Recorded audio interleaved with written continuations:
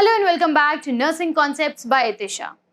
तो आज के इस वीडियो में हम बात करने वाले एक ऐसे टॉपिक के बारे में जो नर्सिंग के सभी करिकुलम के लिए, भले वो कॉम्पिटिटिव एग्जाम्स हो या कॉलेज बेस्ड एग्जाम्स हो या उनके यूनिवर्सिटी एग्जाम्स हो, सब के लिए बहुत इंपॉर्टेंट टॉपिक है and that topic is known as triage. तो आज के इस वीडियो में हम सीखने वाले हैं कि ट्राइएज में जब भी कोई डिजास्टर होता है तो इस ट्राइएज के थ्रू हम कैसे, जो लोग डिजास्टर की वजह से परेशान हुए हैं या डिजास्टर में जो फंसे हैं, उन लोगों को हम किस तरीके से सरवाइव करेंगे, किस कैटेगरी के बेसिस पे हम उनको केयर प्रायोरिटी वाइज प्रोवाइड करने वाले हैं। तो बेसिकली ट्राइएज एक टूल काइंड ऑफ थिंग है, एक सिस्टम है जिसके थ्रू हम लोगों की सॉर्टिंग करते हैं, लोगों का कैटेगराइजेशन करते हैं, या कह सकते हैं हम लोगों को ग्रुपिंग करते हैं ताकि उनको ट्रीटमेंट ऑफ केयर उनके प्रायोरिटी बेसिस पे प्रोवाइड हो सके। ओके, जब हम डिजास्टर की बात करते हैं, इससे पहले कि हम ट्राइएज में आगे जाए, इट्स वेरी इंपॉर्टेंट कि हम डिजास्टर को थोड़ा सा समझें। जब हम डिजास्टर की बात करते हैं, अगर हम हिंदी में बोलें तो डिजास्टर का मतलब होता है आपदा, राइट? कोई भी प्रॉब्लम आई है, कोई भी कैलामिटी हुई है, तो डिजास्टर की जब हम बात करते हैं तो डिजास्टर बेसिकली दो टाइप्स का होता है। सबसे पहला आता है नेचुरल डिजास्टर, दूसरा आता है मैन मेड डिजास्टर। ओके, तो जब हम नेचुरल डिजास्टर की बात करते हैं, नेचुरल डिजास्टर का सबसे कॉमन एग्जांपल हम जिसे बोल सकते हैं, जैसे अर्थक्वेक आ गया, लैंडस्लाइड्स हो गए, फ्लड्स आ गया, किसी भी टाइप की सुनामी आ रही है, तो that is a natural disaster.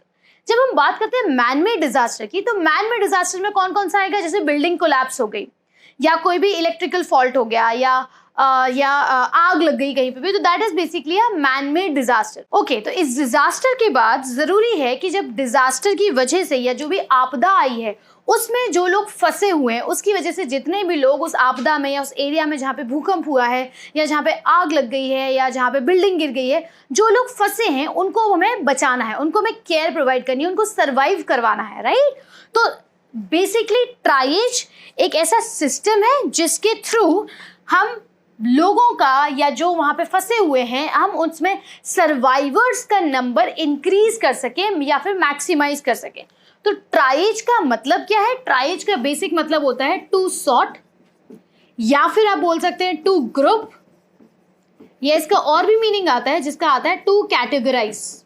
Okay, तो हम किसको सॉर्ट कर रहे हैं, किसको ग्रुप कर रहे हैं, किसको कैटेगराइज कर रहे हैं? ट्राइएज के थ्रू जो लोग डिजास्टर में फंसे हुए हैं उन लोगों की हम सॉर्टिंग कर रहे हैं, ग्रुपिंग कर रहे हैं, कैटेगराइजेशन कर रहे हैं अलग अलग कैटेगरीज में, एंड इसके थ्रू हम उनको कुछ कलर कोडिंग्स या फिर कलर टैग्स के थ्रू उनको हम डिनोट करने वाले हैं, जिससे कि अलग अलग कलर टैग ये बताएगा कि किसको पहले केयर देनी है, किसको थोड़ा डिलेड केयर दे सकते हैं, किसको बिल्कुल भी अटेंड करने की जरूरत नहीं है। ओके, तो चलिए अब हम इस ट्राइएज में सबसे इंपॉर्टेंट एस्पेक्ट के बारे में बात करते हैं, that is basically known as colour coding.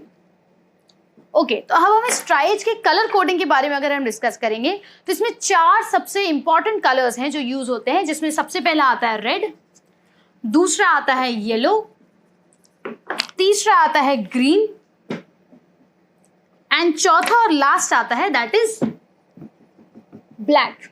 Okay, आजकल नए एडिशंस की वजह से ब्लू एंड ऑरेंज जैसे कलर भी इसमें ऐड हो गए हैं, बट सबसे कॉमन कलर्स जिनको ट्राइजिन के लिए यूज किया जाता है या सॉर्टिंग ऑफ पेशेंट्स या कैटेगराइजेशन ऑफ पेशेंट्स के लिए यूज किया जाता है, उसमें यही चार कलर आते हैं। ओके, तो सबसे पहले हम बात करते हैं इस रेड कलर के बारे में। रेड कलर ऐसे लोगों को टैग किया जाता है, ऐसे लोगों को कैटेगराइज किया जाता है जिनको इमीडिएट केयर की जरूरत है। ऐसे लोगों को रेड कैटेगराइज करेंगे जहां पे they can survive only if immediate treatment is given. तो रेड कैटेगरी उन लोगों के लिए रहेगी जिनको इमीडिएट केयर प्रोवाइड करी जा रही है एंड वो सर्वाइव कर सकते हैं अगर उन्हें इमीडिएट केयर प्रोवाइड की गई। That means this is the first priority cases. ये फर्स्ट प्रायोरिटी केसेस हैं, इनको हम इमरजेंट केसेस भी बोल सकते हैं। तो अगर किसी भी डिजास्टर का सिचुएशन है, कहीं पे बिल्डिंग कोलैप्स हुई है, कहीं आग लग गई है, अगर हम उनको बचाने का कार्य कर रहे हैं तो बचाने के काम में जिन लोगों को इमीडिएट केयर प्रोवाइड करके हम तुरंत बचा सकते हैं उनको हम कैटेगराइज करेंगे with the red colour. Okay, इसमें कौन कौन से लोग आएंगे, क्या एग्जाम्पल्स हो सकते हैं? फॉर एग्जाम्पल, सबसे पहला एग्जाम्पल इस रेड कैटेगरी के लिए हो सकता है शॉक का कंडीशन। दूसरा सबसे common example cardiac arrest, cardiac arrest को हम रेड कैटेगराइज करेंगे। तीसरा एग्जाम्पल लंग कोलैप्स। चौथा एग्जाम्पल रेस्पिरेटरी इनसफिशिएंसी का कोई भी कंडीशन है। अगर हम इसके अलावा इन और कंडीशंस की बात करें जिसमें for example severe abdominal injury हुई है, कोई हेमरेज हो रहा है, या फिर अगर हम बोले तो सीवियर ब्लीडिंग हो रही है, या फिर सीवियर हेमरेज का कंडीशन है, तो ऐसे सारे कंडीशंस के में अगर हम उनको इमीडिएट ट्रीटमेंट प्रोवाइड करेंगे तो दे कैन बी सेव, उनको हम बचाया जा सकता है। हमारा गोल ही है कि नंबर ऑफ सर्वाइवर्स को इंक्रीज करना, तो ये आते हैं रेड कैटेगरी में। ओके, तो अभी हमने सीख लिया रेड कैटेगरी जो कि फर्स्ट प्रायोरिटी थी। अब हम बात करते हैं येलो कैटेगरी के बारे में। अब ये ब्लू पेन है, रेड पेन है नहीं, तो इसलिए प्लीज एडजस्ट। तो yellow category are basically the second priority conditions, ऐसे कंडीशन जिनको हम सेकेंड प्रायोरिटी देंगे, इनको इमीडिएट केयर नहीं है, इनका होगा डिलेड केयर, इनको डिलेड केयर। दूसरी बात, येलो कैटेगरी या येलो टैग्स उनको लगाया जाता है जिनको हम 1 to 2 आवर्स वेट करवा सकते हैं, उनको इतना सीवियर कंडीशन है, क्रिटिकल कंडीशन उनका भी है, but that can be delayed for 1 to 2 hours, और उतनी देर में हम ट्रांसपोर्टेशन प्रोवाइड करके दे can B survive for 1 to 2 hours. Okay, अब इस येलो कैटेगरी में कौन से लोग आएंगे? Just for an example, burn cases less than 40%, burn का कंडीशन येलो कैटेगरी में आएगा। इंटेग्यूमेंट्री का कोई भी कंडीशन, कोई भी इंजरी हुआ है तो वो येलो कैटेगरी में आएगा। कोई भी सॉफ्ट टिश्यू इंजरीज हैं, सॉफ्ट टिश्यू इंजरीज, तो that will come under yellow category. तो येलो कैटेगरी या येलो टैग उनको दिया जाता है जो सेकेंड प्रायोरिटी उनको दिया जाएगा जिनका डिलेड कंडीशन है या फिर जो ट्रांसपोर्टेशन के लिए वेट कर सकते हैं। तो बेसिकली यहां हम लिख सकते हैं wait, can wait for transportation, transportation के लिए वेट किया जा सकता है, 1 to 2 आवर्स का इनको वेट कराया जा सकता है। इसमें इसके एग्जाम्पल्स, तो ये जो तीन बेसिकली मैंने लिखे हैं तीनों एग्जाम्पल्स हैं। तो चलिए चलते हैं हम तीसरे कैटेगरी की तरफ या तीसरे कलर टैग की तरफ जो कि है ग्रीन। तो ग्रीन कलर टैग अगर हमने कहीं पे भी आपको लगा दिख रहा है तो उसका मतलब है this is third priority, this is third priority. ये केसेस कौन से होंगे जिनको हम बोल सकते हैं walking wounded. Basically green tags उनको लगाया जाएगा जिनको बहुत ही ज्यादा माइनर या फिर मिनिमल इंजरीज हुई है। दूसरी बात, ग्रीन टैग थर्ड प्रायोरिटी उनको दी जाएगी जो कि सेल्फ केयर कर सकते हैं, जो लोग एम्बुलेटरी है, that is given green tag. So basically third priority है आराम से, क्योंकि हम चाहते हैं कि इनका नंबर बढ़े, इनका जैसे ही नंबर बढ़ेगा तो more hands are more beneficial, right. जितने ज्यादा हमारे पास हाथ होंगे उतना ज्यादा लोगों को बचा सकते हैं। तो ग्रीन टैग थर्ड प्रायोरिटी है। जैसे आपने देखा कि लोग चल पा रहे हैं, जिनकी टीपीआर एक्सपेक्टेड से या नॉर्मल रेंज से अलग डिविएट नहीं हो रहे हैं, जो वॉकिंग वुंडेड है, माइनर इंजरीज है, उस कंडीशन में हम ये ग्रीन टैग लगाते हैं। तो चलिए हम चलते हैं अपने चौथे और लास्ट कलर टैग की तरफ जो कि है ब्लैक। तो बेसिकली ब्लैक टैग हमारा लास्ट कैटेगरी है या फोर्थ प्रायोरिटी अपन बोल सकते हैं। ये उन लोगों के लिए यूज किया जाता है जो ऑलरेडी डाइंग है या फिर डेड है, जो ऑलरेडी डेड है या फिर उनको कोई ऐसा सीवियर इंजरी हो गया है, सीवियर इलनेस हो गई है, and it is to that point where they can not survive, to the point where no survival chances, बचने के चांसेस नहीं है, या तो ऑलरेडी डेड है या फिर बचने के कोई चांसेस नहीं है, उस कंडीशन में हम देते हैं ब्लैक टैग या फिर ब्लैक कलर कोडिंग्स। ओके, तो अभी हमने 4 कलर टैगिंग्स बेसिकली देख लिए, जिसमें रेड था फर्स्ट प्रायोरिटी, येलो था सेकंड प्रायोरिटी, ग्रीन था third priority and last priority आता है दैट इज ब्लैक। अब हम बात करते हैं एक इंपॉर्टेंट कॉन्सेप्ट की, इसी ट्राइज के अंदर जो यूज होता है दैट, जिसका mnemonic is start, START, start. तो स्टार्ट निमोनिक इस ट्राइएज के अंदर यूज होता है, जिसके बेसिस पर हम पेशेंट्स को कैटेगराइज कर सकते हैं। ओके, तो स्टार्ट में जो सबसे पहला एस आता है, S stands for simple triaging and rapid transport.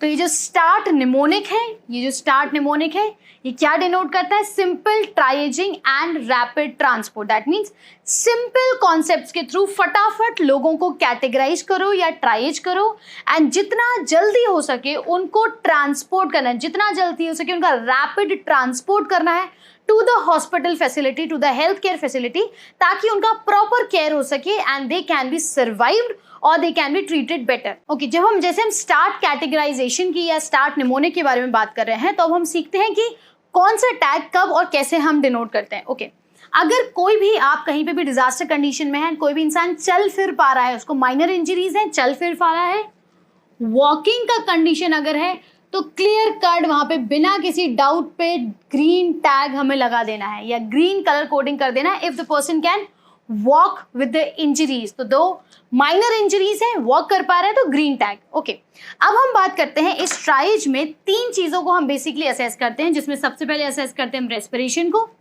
इसके बाद हम असेस करते हैं हम सर्कुलेशन को, और उसके बाद हम असेस करते हैं न्यूरोजेनिक फैक्टर्स को, जिसमें बेसिकली ओबेइंग ऑफ कमांड्स आता है। तो जो सबसे पहले हम रेस्पिरेशन को चेक करते हैं। नॉर्मल अडल्ट का रेस्पिरेशन रेट जो है वो 12 to 24 ब्रेथ्स पर मिनट के रेंज में रहता है। तो जब हम अडल्ट को, अगर हमने किसी अडल्ट को फंसे हुए देखा है, तो हम सबसे पहले चेक करेंगे उसका रेस्पिरेशन या फिर ब्रीदिंग। अगर वो ब्रीद कर रहा है, if the person can breathe and respiratory rate, उस पर्सन का रेस्पिरेटरी रेट 30 ब्रेथ से ज्यादा है, 30 से ज्यादा है, यानी कि नॉर्मल कंडीशन से बहुत ज्यादा जा रहा है, तो इसको क्या करेंगे? हम रेड कैटेगराइज करेंगे। क्यों? क्योंकि इसको इमीडिएट केयर की जरूरत है। ओके, अगर रेस्पिरेटरी रेट 30 से कम जा रहा है, 30 से कम जा रहा है, तो फिर हम क्या असेस करेंगे? Then assess circulation. ओके, तो फिर हम सर्कुलेशन असेस करेंगे। अगर पर्सन ब्रीथ ही नहीं कर रहा, इफ नो मीन्स अगर ब्रीदिंग हो ही नहीं रही है, उस कंडीशन में सबसे पहले we will reposition the client या फिर पेशेंट को या फिर उस इंसान को, we will reposition that person, and after repositioning we will again check for the reposition, then again check respiration. फिर अगर नहीं ब्रीथ कर रहा था तो हम रीपोजिशन करेंगे, रीपोजिशन करने के बाद हम उसको दोबारा चेक करेंगे। अगर रीपोजिशन करने के बाद, रीपोजिशन क्या कर रहे हैं हम? एयरवे, रीपोजिशनिंग दी एयरवे। अगर वो तब भी, इफ नो रेस्पिरेशन, अगर तब भी रेस्पिरेशन नहीं है, तो हम सीधे उठा के यहाँ पर ब्लैक कैटेगराइज कर देंगे, क्योंकि रेस्पिरेशन रीपोजिशन करने के बाद भी नहीं है, दैट मीन्स पर्सन या तो डेड है या it is in the dying condition, there are no chances of survival, तो फिर हम ब्लैक कैटेगराइज करेंगे। अगर रीपोजिशन करने के बाद रेस्पिरेशन आ जाता है, रेस्पिरेशन है, that means the person is in need of immediate care, तो हम इसको यहाँ पे रेड कैटेगराइज करेंगे। So this was about the respiration या फिर ब्रीदिंग। ओके, तो अब इस रेस्पिरेशन को असेस करने के बाद हम जाते हैं नेक्स्ट फैक्टर को असेस करने के लिए, दैट इज बेसिकली सर्कुलेशन।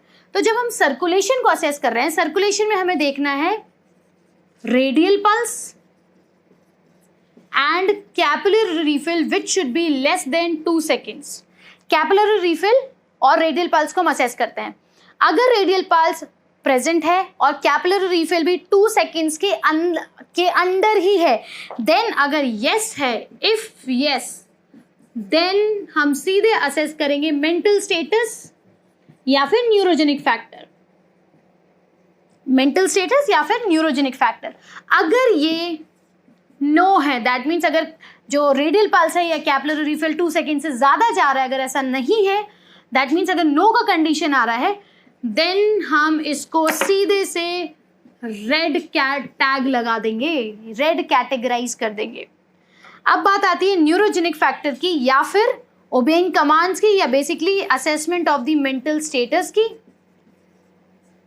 अगर वो ओबे कर रहा है commands, if obeying commands commands अगर ओबे करता है तो हम लगाएंगे इसमें क्या, येलो टैग, कि कमांड्स तो ओबे कर रहा है, रिस्पॉन्स दे रहा है। अगर वो कमांड्स ओबे नहीं करता है, इफ नॉट ओबे कमांड्स, तो हम इसमें लगाते हैं red tag. That means again immediate attention की जरूरत है, इसको फर्स्ट प्रायोरिटी में डालने की जरूरत है।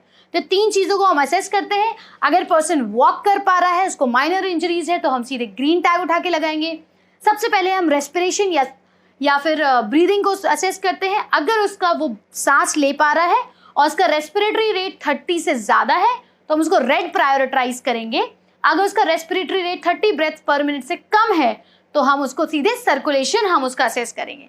अगर वो ब्रीथ कर ही नहीं पा रहा तो हम उसके एयरवे को दोबारा रिपोजिशन करके दोबारा से हम रेस्पिरेशन चेक करेंगे। अगर तब भी ब्रीथ नहीं कर रहा है तो हम सीधे ब्लैक कैटेगराइज कर देंगे। रिपोजिशन करने के बाद ब्रीथ कर पा रहा है तो रेड कैटेगरी आ गई। जब हम सर्कुलेशन असेस कर रहे हैं तो हम रेडियल पल्स और कैपिलरी रिफिल असेस करेंगे, जो कि 2 सेकंड से कम का होना चाहिए। अगर 2 सेकंड से कम का है तो हम सीधे मेंटल स्टेटस या फिर न्यूरोजेनिक फैक्टर्स को असेस करने वाले हैं। अगर 2 सेकंड से ज्यादा का है, that means if it is not into falling into this category, then that means we are going to give a red tag या फिर immediate attention वाला टैग लगाएंगे। न्यूरोजेनिक फैक्टर्स या मेंटल स्टेटस में हम बेसिकली इतना देखते हैं कि वो ओबे कर पा रहा है कमांड्स या नहीं। अगर कमांड्स ओबे कर पा रहा है तो हम येलो टैग लगा देंगे। अगर कमांड्स ओबे नहीं कर पा रहा है तो हम उसको रेड टैग लगाएंगे।